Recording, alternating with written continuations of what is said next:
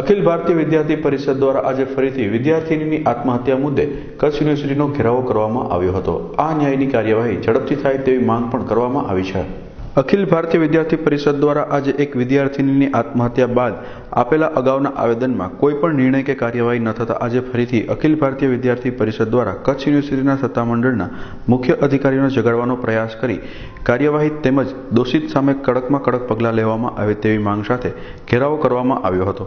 આ તકે અખિલ ભારતીય વિદ્યાર્થી પરિષદના સહમંત્રી ગોપાલ ગઢવીએ માહિતી આપતા જણાવ્યું હતું કે ગત તારીખ 6/10/2016ના રોજ એક વિદ્યાર્થીનીએ આત્મહત્યા કરી હોય તે અંગે આવેદનપત્ર પાઠવવામાં આવ્યું હતું। તે અંગે યોગ્ય તપાસ થાય તેવી ખાતરી જે તે સમયે ઉપકુલપતિ દ્વારા આપવામાં આવી હતી, પરંતુ 4 મહિના થઈ ગયા હોવા છતાં પણ કોઈ નક્કર કાર્યવાહી સામે ન આવતા આજે ફરીથી સત્તાધીશોને ઊંઘમાંથી જગાડવા માટે ઘેરાવો કરવામાં આવ્યો છે। ત્યારે આ ઘટના અંગે ઝડપથી કાર્યવાહી કરવામાં આવશે તેવી લેખિત બાંહેધરી યુનિવર્સિટી દ્વારા આપવામાં આવે, જ્યાં સુધી અખિલ ભારતીય વિદ્યાર્થી પરિષદ તથા આત્મહત્યા કરનાર વિદ્યાર્થીના પરિવારને લેખિત બાંહેધરી નહીં આપવામાં આવે ત્યાં સુધી આ આંદોલન ઉગ્રથી ઉગ્ર ચલાવવામાં આવશે તેવું પણ અંતમાં જણાવવામાં આવ્યું છે।